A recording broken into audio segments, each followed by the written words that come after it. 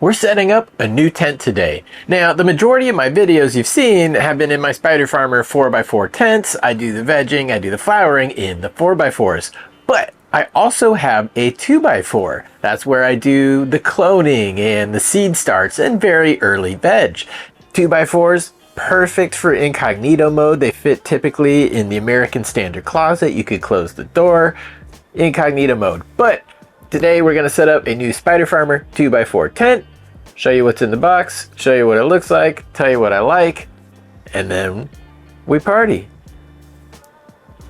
All right, pretty standard stuff. Be careful when you slice. I usually like to cut the end. I lift it up and then just narrowly run the blade down the tape. So we've got instruction manual, we've got spare material, we've got tent poles. All right, it's cardboard out, stickers, love the stickers. Who doesn't love stickers? Got the tent material, and we've got the connectors for the tent poles. Let's put it together. We've got 3 different lengths of poles in the bag there. The long ones are obviously the long 2 on the bottom, long 2 on the top. That middle bundle there, those are what you use to make the sides that go vertical. And then that short one on the very left, those are the end caps for the top and the bottom. So let's put that together now.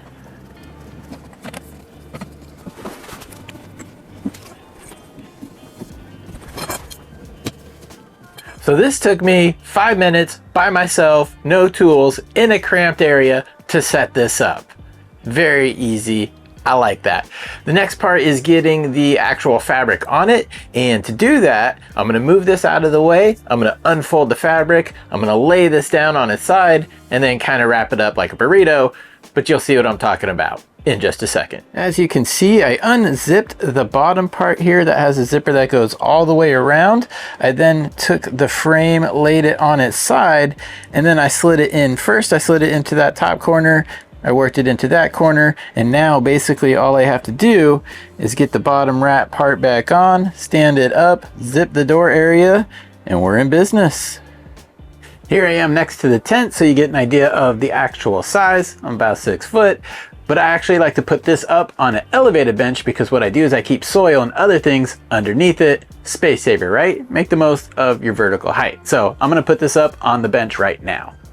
All right, so this tent has vents at the bottom, which can help you bring in some fresh air. There are also a number of ports. There's a 4-inch right there in the center, in the middle, and then there's another 4-inch towards the top. Those are your vent options there. I always use like the 6-inch vent. So this has a 6-inch vent on the side there. It also has a 6-inch vent, same location on the other side there, but it also has a 6-inch vent out of the top, and that's the one that I will be taking advantage of in this setup.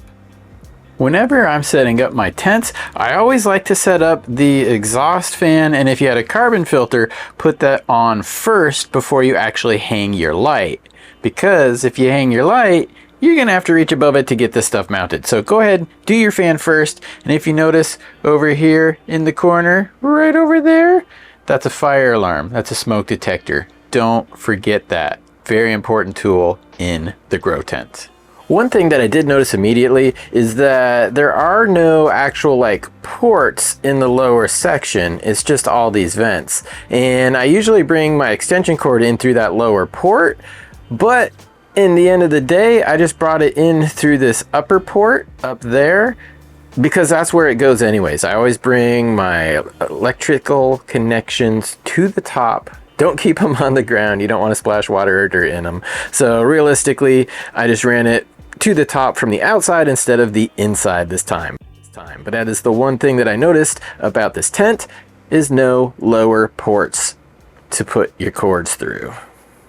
So this is my new 2x4 tent by Spider Farmer. If you guys have any questions, please leave those down in the comments. I am more than happy to get back to you and answer them to the best of my ability. If you want to check out more stuff, chadwestport.com is the website, chad.westport on Instagram, and right here, Chad Westport YouTube channel. I hope you enjoyed this. And again, if you have questions, just leave them in the comments. Happy to get back to you. So until the next time, everybody, remember to party on.